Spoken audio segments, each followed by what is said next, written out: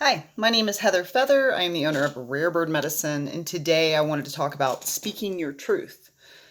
When I was growing up, we had something called the desiderata over our couch or somewhere in our house at all times. It now hangs in my brother's home. However, the desiderata was a really important document to me and mine. One of the things that the desiderata says is speak your truth quietly and clearly. Um, And I think this is a really important facet of being a two-legged is to give yourself freedom of expression, full permission to share your truth with the world. Unique, distinct, beautiful, unusual, remarkable, no one like you. One of a kind, you.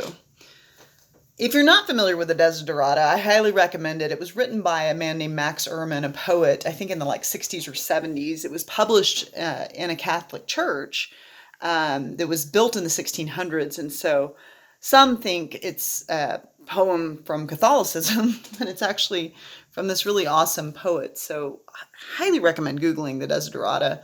Very powerful words to live by, and great profundity and potency in the words there. But just that little excerpt, that little snippet of conversation about speaking your truth is, I would say, for me, it's quintessential to feeling at peace, feeling harmonious with myself, because my dharma is speaking truth. I'm actually here at Earth School to speak truth. I've spent lifetime studying it, and so that's what I'm doing down here on this rock. But I would say each person has their own unique, distinct truth. Truthfully, today I was at FedEx printing something for my class tonight, and a woman pulled up in a car. She had on one of her windows a Trump Pence banner, and I really wanted,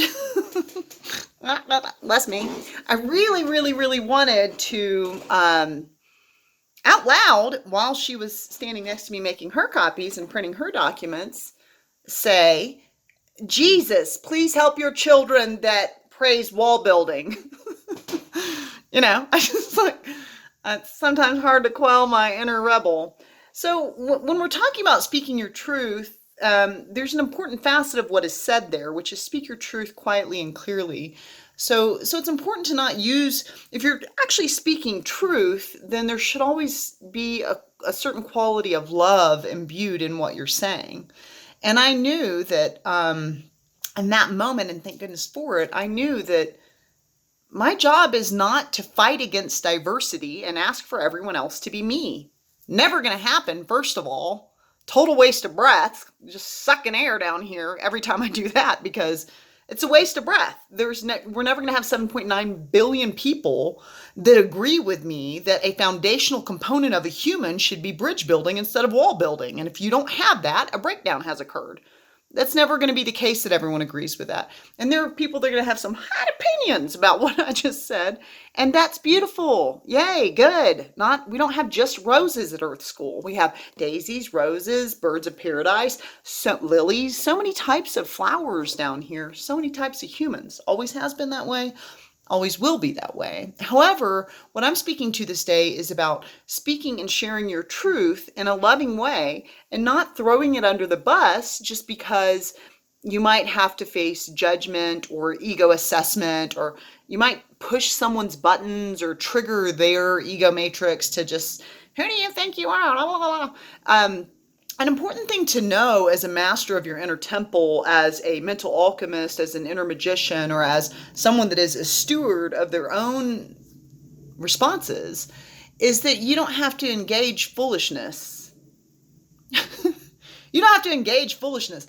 Just because somebody has hot judgments to fling at you because you've shared your truth doesn't mean you have to participate. You can always just be like, well, thanks for sharing your opinion. You don't have to engage the ego paradigm if you don't want to. You can also just that's about you. That's not about me. I don't really need to engage it. Um, I'm thinking on this because there's so many things in the modern age I keep seeing lots of different articles people will post about cultural appropriation, which to me is like deeply offensive to my belief matrix.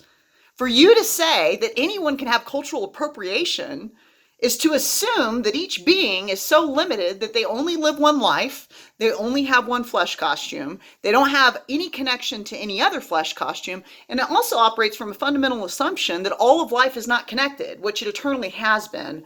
A sea of atoms swimming together. So, I mean, it's like, but this world isn't designed for my belief matrix. Trust. So, I continue to speak my truth on that. In my realm, cultural appropriation is not a thing. Life is not separate. I am not separate from any shaman, any person, any brethren down here at Earth School. And that's one of the things, is that there are lots of two-leggeds down here making choices that I would maybe like to be separate from, but I'm not. I'm unified with them. So may I extend more love into the web of life. May I speak that truth into this video and into any strife that others feel.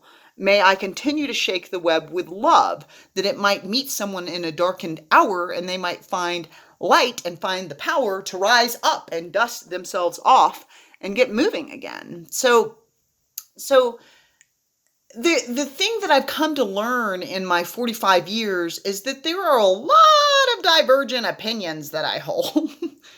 A lot. I mean, even Mark Twain has a quote around, if something along the lines of, if voting worked, they wouldn't let you do it.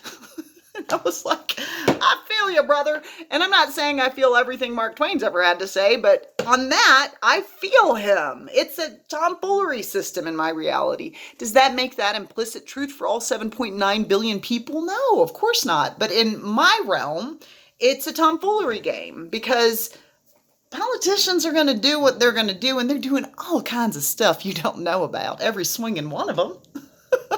So, I mean, it's especially in the higher up you go, from my perspective, which could be wrong, but so what? It's still my perspective and what I walk around with. So the question I'm asking myself today is, how free is my expression? How free am I to say what I want to say? Do I have to rein it in because it might offend someone? Oh, someone might get offended if I don't play my role as a woman, if I don't play my role of white, if I don't play my role of how things should fit into your belief matrix, because it causes cognitive dissonance. Well, if you have cognitive dissonance from your belief matrix, that's something you need to work out. That's really not my problem. I mean, my sister is one of my greatest teachers in this sentence, which I invite each and every one of you to say to yourself often: not my problem. Some things are not your problem. Somebody having an ego breakdown, not your problem. Somebody, you can choose it. You can choose to take on other people's problems. You can choose to take on all of that. But what is a life worth living? How much of your attention do you want to give to tomfoolery? How much will you cast your pearls before swine? At some point you have to go, oh, wait, actually, I value these pearls. Let me share them with people that also value them, lest they get gobbled up and become waste.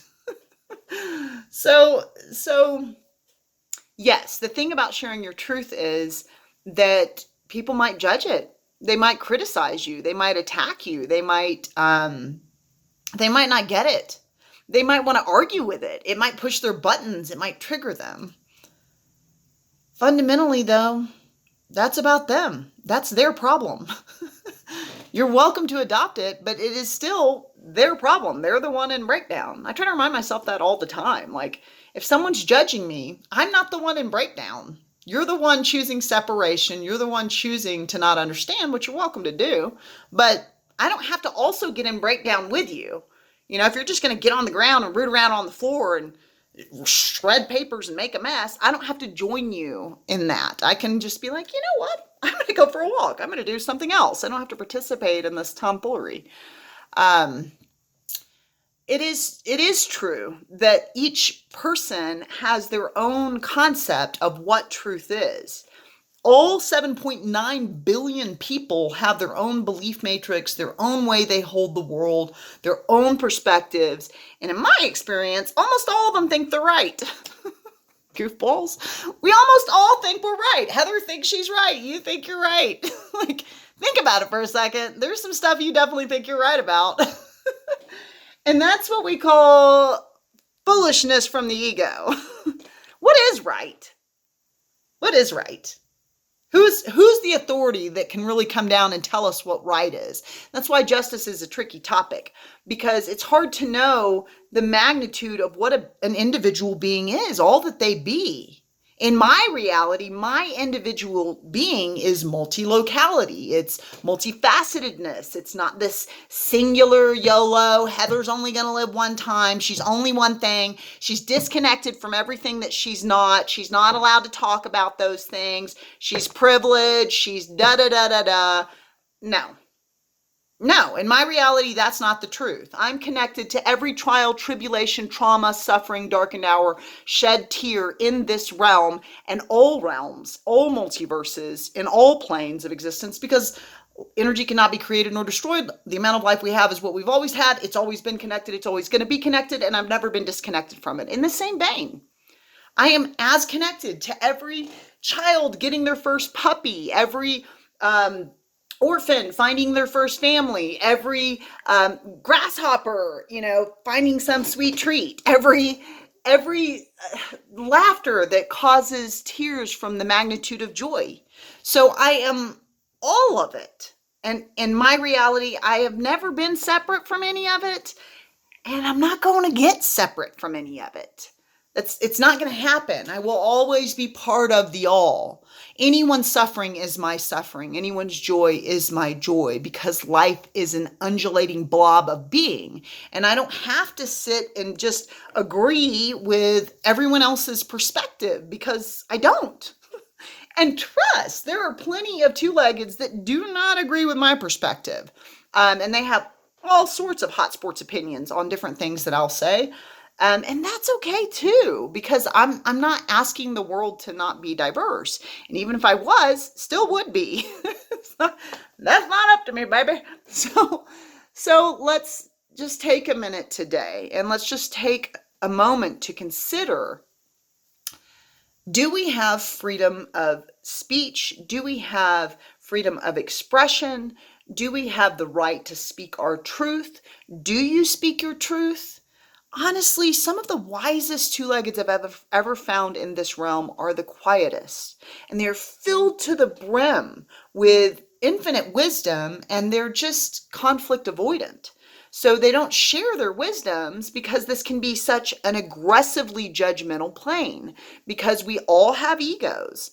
In my opinion, the ego has a function and a purpose, but it's lost sight of its function and purpose, called discerning and labeling things, and has become the judger of things. And in that paradigm, this is why people fear public speaking more than they fear death, because in that paradigm, you recognize that your own mind judges all the time, and you see that others can judge you if you get up and share your truth and speak your truth into the room. And if you're conflict avoidant, you'll just be like, I think I'm going to pass today on putting my opinions out there, which is such a tragedy, because there's so many brilliant gifts within each person if they choose to share them and offer the grace and magnitude of their beingness with others. We can grow from what you know if you're willing to share it, So my invitation and invocation today is to speak your truth. Speak it in a loving way. Be mindful. What felt true to me today was to tell that woman that, Jesus was probably a bridge builder, and we should choose those kind of people. But that's my truth. It's not hers. So I'm not going to disrespect her truth, because true speaking the truth comes from love. What loving thing can you say today? What loving opinion, what loving perspective, what unified perspective can you share that will allow you to truly be free in expressing all that you be? Go to rarebirdmedicine.com, click on the classes link. We always have more coming up, and blessed be.